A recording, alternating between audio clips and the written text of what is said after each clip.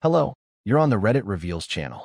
There were three things on the kitchen table: a half-full glass of milk, her phone turned face down, and a sealed envelope with my name written on it in her handwriting, the kind she only used when signing birthday cards or funeral guest books. And she was just standing there, already holding it, like she'd been waiting all day for me to walk through the door so she could hand it over and watch me open it. But I didn't open it. I stared at her instead. She didn't blink, didn't speak, just slowly extended the envelope, like I was supposed to know what came next. "Lars," she said, in this soft, deliberate voice I hadn't heard since her mother died. "There's something you need to know." I didn't take the envelope. Not right away. My palms were sweating. My backpack was still sliding off one shoulder. It hit the floor with a dull thud. I finally asked, "Is it bad?" She didn't answer, but the look on her face, that dull, rehearsed calm, told me everything. Whatever was inside that envelope had already happened. It wasn't a warning. It was a confession. And the worst part? She'd already packed a bag. Not a suitcase. A bag. Like she didn't know where she was going yet, only that it wouldn't be here. And that's when it hit me. This wasn't the beginning of a conversation. It was the end of one. Still gripping the envelope between her fingers, she said something I didn't expect. I didn't plan to fall in love with him, but I planned everything after that. She didn't cry. I did. Right there. Before I even opened the letter. Before I even asked who. Before I could yell or demand an explanation or collapse like I wanted to. I just cried. She placed the envelope on the table. Whispered, "You deserve the truth, but I don't think I can say it out loud." Then she left. Not slammed the door, left. Not dramatics. Just gone. And I was standing there, dripping on the kitchen floor from the rain I hadn't noticed, staring at a piece of paper that was about to shatter everything I thought I understood. I wish I had burned it instead. But I opened it, and I swear to God, I didn't even make it past the second line before I felt my entire body go cold. Because the man she confessed to loving wasn't who I thought. And that's only the beginning. The envelope was trembling in my hands. Not because the paper was heavy or cold, but because I was. Every part of me was resisting the moment. I don't even remember sitting down, but I did. Right in the creaky kitchen chair we bought from that yard sale 3 years ago. Letty had insisted we age it ourselves. Well, here we were, aged and falling apart. My fingers dug into the edge of the seal. It peeled slowly, like the universe was giving me one last chance to stop, to walk away, to pretend this wasn't happening. But I didn't. I opened it. The first line read, "If you're reading this, I couldn't say it to your face. No greeting. No, dear Lars. No, I'm sorry. Just that. That cold, matter-of-fact sentence that instantly made me feel like a stranger in my own life." The second line? That's where the oxygen left the room. "It's not Rylan." What? I reread it 3 times. My mind had already made peace with it being Rylan. The smug coworker, the mean guy, the predictable office crush. But now she was telling me it wasn't even him. I wasn't relieved. I was terrified.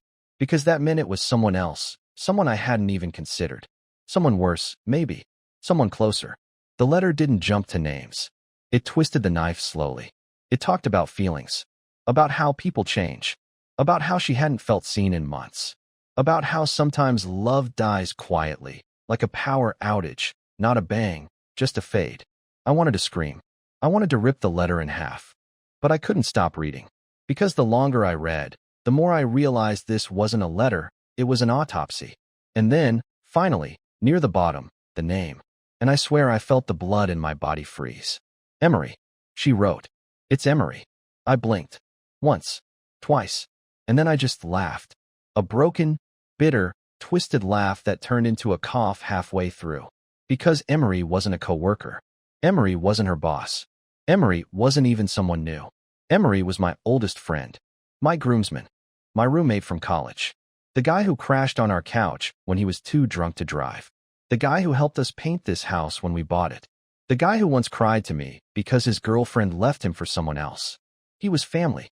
And now? Now he was this. I dropped the letter. I didn't tear it. I don't know why. Maybe because I needed to reread it later to confirm I wasn't hallucinating. Maybe because destroying it wouldn't erase what I now knew.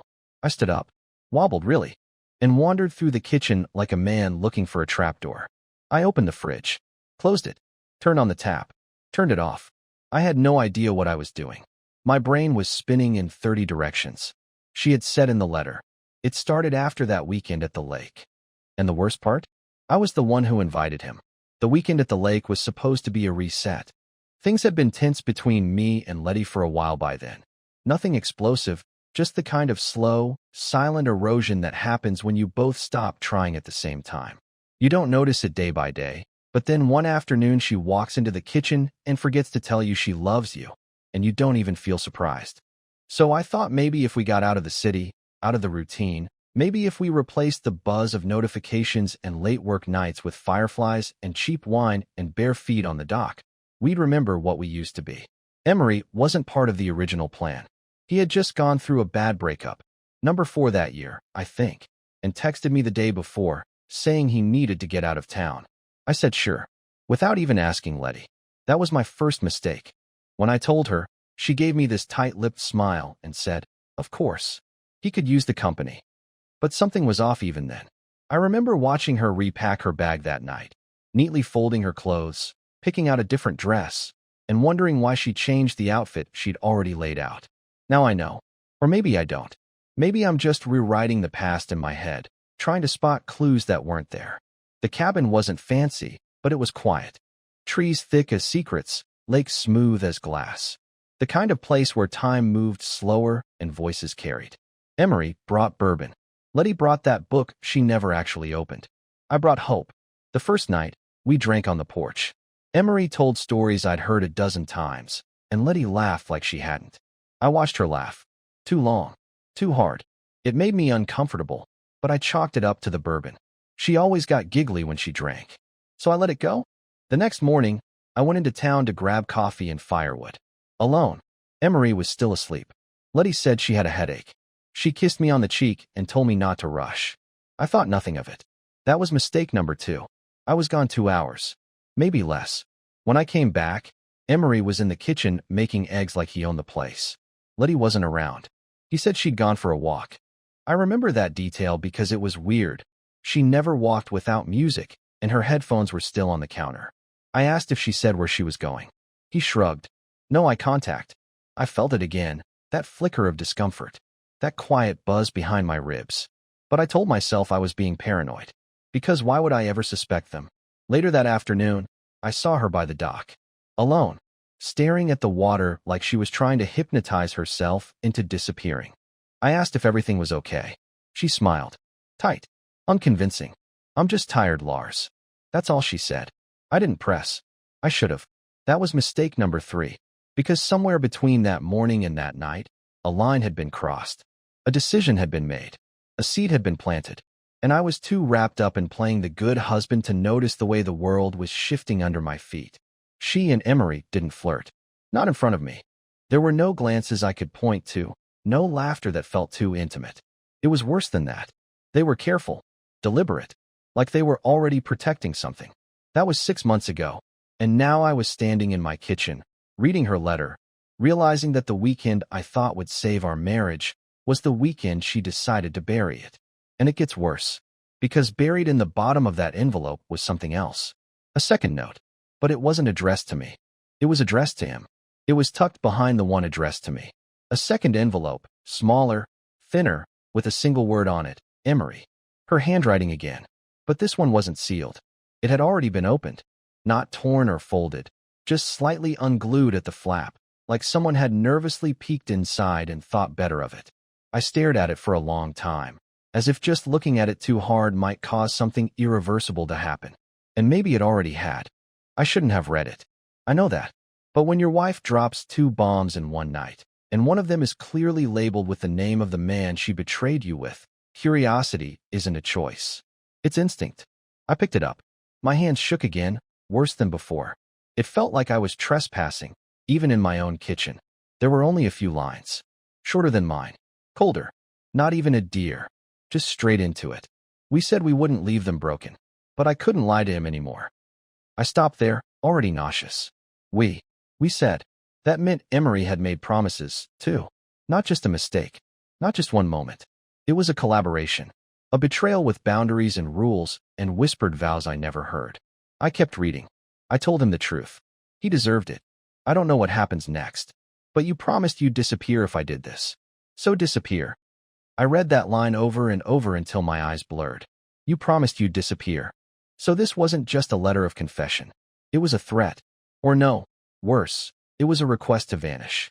To erase himself from our lives entirely, so she could come clean without dealing with the consequences of keeping him around. It wasn't guilt driving her. It was strategy. And that's when I realized something chilling. Emery hadn't texted me in weeks. The last message he sent was about football. A casual "you watching the game?" Nothing weird. But that was 26 days ago. He hadn't liked my last 3 posts. Hadn't called. Hadn't even sent me his usual Sunday meme dump. Not a word. And now I was wondering, did he know? Did he see this coming? Did he run? I pulled out my phone and opened our messages. The typing bubble stared back at me for far too long. What was I supposed to say? Did you sleep with my wife and then ghost both of us like a coward? No, that wasn't me. I wasn't built for confrontation. I was built for sitting in it, for absorbing it, for overthinking it until I drowned. So I didn't text him. I did something worse. I opened his location. He had shared it with me months ago, when he got his new apartment. I never turned it off. And now? Now it said no location found. Gone. Just like she asked. My breath caught in my chest. Not blocked. Not turned off. Deleted. As if he had erased himself before I even opened the letter. As if the moment she handed me that envelope, he was already executing the plan. I sat down again, letter still in my hand, heart slamming against my ribs like it wanted to escape before the rest of me crumbled. I thought the worst part was over. But then I noticed the time. It was 3:12 a.m. And Letty still hadn't come back. She left hours ago. Said she needed a walk. But her car was gone. Her phone was still on the counter. And I suddenly remembered something from her letter, something that hadn't registered at the time. I planned everything after that. She didn't just mean the affair. She meant what came next. And now, I had no idea where she was, or what she had planned for me. The first thing I did was check the closet. I don't know why. Maybe because I thought, irrationally, if her coat was still hanging there, then she couldn't have gone far. But it was gone, the green one with the fur-trimmed hood.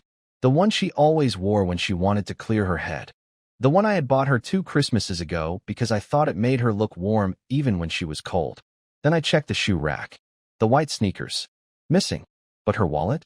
Still sitting on the console by the door, right where she always left it. Her ID, her credit cards, everything untouched. Even her keys were still on the hook. She hadn't driven, which meant the car was gone, but it wasn't her who took it. I opened the front door and stepped outside, barefoot and shaky, the cold from the tiles still clinging to my skin. The driveway was empty. Completely. Not just her car, mine too.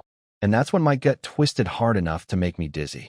There's no scenario where both of our cars are gone unless someone took them. Unless she wasn't alone. Unless someone picked her up. Unless. No, that wasn't it. I ran back inside, grabbed my phone, called her, straight to voicemail. Again, and again, and again. Then I tried texting. Me, where are you? Me, please, just tell me you're okay. Me, Letty, I'm serious. You left me letters. You left me this mess. Don't vanish now. No response. My fingers hovered over Emery's name in my contacts, but I didn't press it. Something about that second letter, "You promised you'd disappear," told me he wouldn't pick up, if he was even still in the state.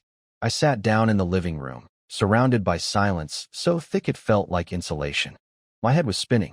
I wanted to scream, cry, punch a wall, but I didn't do any of those things. I just stared at the coffee table, where an old photo album was half opened from the night before, the one we flipped through during a wine-soaked attempt at reconnecting. I thought it had gone well. Guess I misread that too. I picked it up. Pages of smiles that now felt staged. Birthdays, beach trips, the wedding, our honeymoon in Vermont, where we got snowed in and ended up eating Pop-Tarts and playing cards by flashlight. I thought that memory meant something. Maybe it did. To me. And then something else struck me. Her planner. Letty was old school. She wrote everything down. Appointments, work meetings, random ideas, even grocery lists. I ran to her desk and yanked open the drawer. There it was, the red leather-bound book with gold corners. Still there. Still full. Still. I froze. Because there was something wedged between the pages. Something new. A bus ticket. Outbound. Not a return. And it wasn't for her. It was in my name. Printed, paid for, dated, for tomorrow morning. 7:40 a.m. From our city to a town I'd never heard of. And on the back, in her handwriting, 2 words. Please go. Nothing else. No explanation. No clue. No signature. Just that. Please go. I sat on the edge of her desk for what felt like an hour, holding that ticket like it was some cursed artifact. Everything about this night, the letters, the cars, the silence, the lies, was pointing me towards something. But I didn't know what. Was she trying to get rid of me? Protect me? Punish me? I didn't know. All I knew was I had no cars, no answers, and no wife in the house anymore. And something told me. She wasn't just leaving me. She was running from something much bigger. I didn't sleep. Not a single minute. I sat on the living room floor with the bus ticket still in my hand, the back of it smudged from how many times I turned it over in my palm. I kept asking myself what she meant by please go. Go where? Why? And why now? If she wanted me gone, why give me a ticket instead of just leaving? Why leave her phone? Her wallet? Her keys? None of it made sense. By 5:30 a.m., I had convinced myself that there was something I was missing, something physical, real, tangible. Not just feelings and betrayal and whispers and letters, but an actual event. A plan. A place. Because people don't unravel their entire life like this unless they're trying to make space for something new or hide something old. I started tearing through drawers. Hers, mine, the bathroom cabinet, even the laundry basket. I found nothing. Just receipts, lip balm, spare change, socks. The kind of nothing that makes you feel like you're losing your mind. But then, under the bed, wedged between a dusty shoebox and an old winter blanket, I found something that made my blood run cold. A hotel keycard. Plain white. No branding. Just a sticker on the back that read, Windsor Lodge, room 308. I didn't recognize the name. I Googled it. Some low-key place across town, mostly used by business travelers or couples looking to sneak away from their lives. No reviews. No photos. Just a location. And when I saw it on the map, my stomach twisted. It was walking distance from Emery's old apartment. I didn't think. I just threw on shoes, grabbed my hoodie, and walked out into the dark. Still no sign of Letty. No missed calls. No new messages. It was like she'd disappeared into smoke. By the time I got to Windsor Lodge, the sun was starting to rise, casting a dim gray light across the street. The place looked exactly like you'd expect. A half-lit vacancy sign. A lobby that smelled like stale coffee and air freshener. A clerk who barely looked up from his crossword. I didn't say a word to him. I just walked past and climbed the stairs. Room 308. The door looked like any other. Beige. Scratched. Number slightly crooked. I stood in front of it for a long time, wondering what I'd find. Her? Him? Them? No one. A body? I slid the card. The green light blinked. And I opened the door. Empty. For a full 5 seconds, I actually felt relief. No suitcase. No shoes. No movement. Just silence. But then I saw the bed. It was made. Neatly. But the second pillow was dented. The corner of the blanket had been turned. And on the nightstand was something I recognized immediately. Her necklace. The silver one with the little leaf pendant. She wore it almost every day. Said it was from her grandmother. She never took it off. Ever. And next to it, a room service receipt. Dated 2 nights ago. 2 entrees. 2 glasses of wine. 1 dessert. And scribbled on the bottom, in the same sharp handwriting I'd seen 100 times before. Keep the room for 1 more night. He doesn't know yet. I sat down on the edge of the bed, completely hollow. That ticket hadn't been a goodbye gift. It was a distraction. A tool. Something to get me out of town long enough for her to wrap up, whatever this was. And yet, she was gone. No sign of her in the room. No clothes. No charger. No suitcase. Just that necklace. And one more thing. I almost missed it. A small folded note wedged in the Bible drawer beneath the nightstand. Not a letter this time. Just 1 sentence, in all caps. If you follow me, I won't come back. I leaned back against the wall and let the words sink in. She knew I would search. She planned for it. She knew I'd find this room, the receipts, the necklace. Maybe she wanted me to. Maybe that was the final nail. Maybe this was her way of saying, don't you dare try to fix this. But the worst part? I still didn't know if she was running from something. Or to someone. I didn't leave the hotel room right away. I sat on the edge of the bed for a long time, turning that folded sentence over and over in my head. If you follow me, I won't come back. It sounded final, but also like a trap. Like she wanted to make sure I'd think twice. And yet, she left clues. Why leave the necklace? Why leave the receipt with that note? Why leave the keycard buried under the bed where she knew I'd find it if I was desperate enough? Because that's what this was, wasn't it? A trail. A test. And I was failing it. Or maybe I was playing right into it. I couldn't tell the difference anymore. All I knew was that nothing about this felt like a normal affair. Normal betrayal. Normal heartbreak. This was a dismantling. A strategy. I stood up and checked the bathroom. Nothing. No toothbrush. No hair ties. Not even an empty shampoo bottle. Whoever had been here, they were long gone. I slipped the necklace into my pocket and shut the door behind me. In the hallway, I paused by the vending machine, not because I was hungry, but because I didn't know where to go next. Then my phone buzzed. A blocked number. I froze. I hesitated for 3 rings. Then answered. I didn't say anything at first. Neither did they. But I knew that silence. I knew the way it held its breath. Letty, I said quietly. And then she whispered, you weren't supposed to find that room. Her voice was brittle. Not broken. Not angry. Just small. You left it all, I said. The card. The receipt. Your necklace. I thought I had more time, she replied. You weren't supposed to start looking yet. I leaned against the wall and shut my eyes. What are you doing, Letty? What is this? Another pause. Then, something I wasn't expecting. Did you read both letters? Yes, I said. And I found the ticket. You told me to go. I was trying to protect you. I laughed, sharp and bitter. From what? The truth? From memory? From watching my wife disappear without a trace, while I try to figure out if I'm the idiot or the pawn. It's bigger than him, she said. You think this is about love? Lars, he was the beginning, not the end. What does that mean? I can't explain it over the phone. Then tell me where you are. She didn't respond. Letty, tell me where you are. She exhaled shakily, and I thought I heard wind.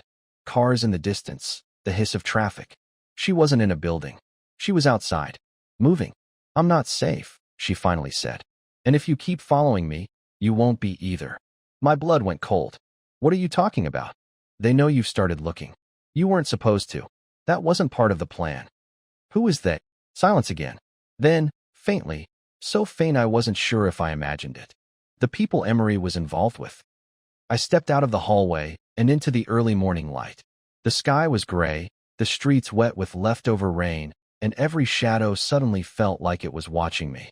Letty, I said, this isn't just about cheating, is it? No, she said. And then the line cut. Just like that. No goodbye. No warning. Just gone. I tried calling back, immediately. But it rang once, then dead. Disconnected. I checked my call history. Nothing. It was already deleted. Like it never happened. I stood there for minutes, trying to make sense of what I had just heard. Her voice had trembled, not with guilt, but with fear. Real fear. And then a thought hit me so hard I said it aloud. Did Emery get in over his head? Because whatever was happening here, it didn't start with an affair. It started with something else. And my wife was running not from love, but from a secret she never meant to carry. I didn't go home right away. After the call, I walked the streets for hours like a man without gravity. I didn't know what I was more afraid of, that I'd find her again, or that I wouldn't. That this whole thing might spiral further into something even darker than betrayal. Something criminal. Something irreversible. But I kept thinking about her voice. Not when she whispered my name or told me she'd made a mistake. No, I was thinking about that last sentence. I'm not safe, and if you keep following me, you won't be either. There was panic in her tone, yes, but also protection. She wasn't just pushing me away. She was shielding me.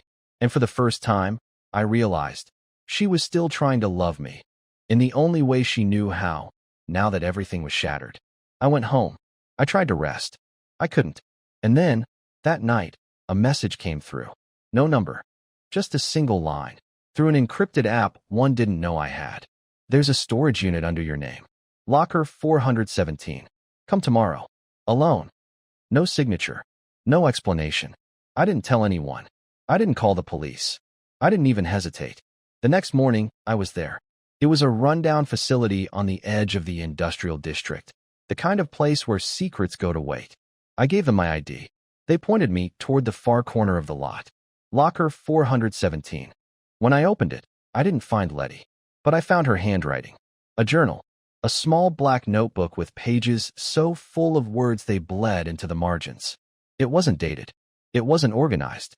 But it was real, and it told me everything. About Emery. About how he'd gotten involved with a private consulting firm, but one that operated in gray spaces. Surveillance, intimidation, quiet favors for high-paying clients.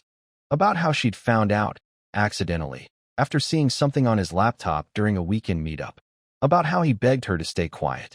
About how they were never supposed to fall in love, but it happened anyway, and it complicated everything. She had been scared, not just of what she'd learned, but of who else knew she knew. And when she tried to step away, she realized it was already too late. People had started watching. She was told to keep quiet, told to disappear for a while. Emery, in the end, had tried to protect her by taking the fall. He was gone, not dead, but relocated, hidden, maybe by force, maybe by choice. The journal ended with a page written just for me. Lars, if you're reading this, it means you didn't listen. And part of me is glad you didn't. I never meant to lie to you. I just didn't know how to keep you safe and tell you the truth. I didn't leave because I stopped loving you.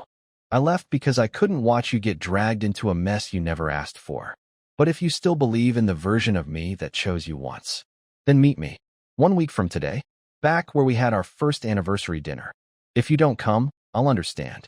But I'll be there. My hands trembled as I closed the notebook. A week passed like a year. And then, on that 7th day, I went to the quiet Italian restaurant by the river, where we'd eaten under cheap string lights and danced to a song neither of us knew the words to. I got there early. I waited. Minutes crawled by, and then I saw her. She was wearing that same green coat, her hair tied up the way I always liked. She looked tired, but real, alive. We didn't say anything at first. We just stood there, breathing the same air again. Then she walked to me, slowly, like she didn't want to break the moment too fast, and said the words I didn't know I needed to hear. I still love you. If you'll let me come home, I will. I didn't answer right away. I just took her hand.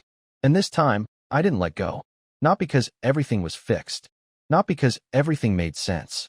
But because sometimes, when the storm finally clears, you don't ask why it came.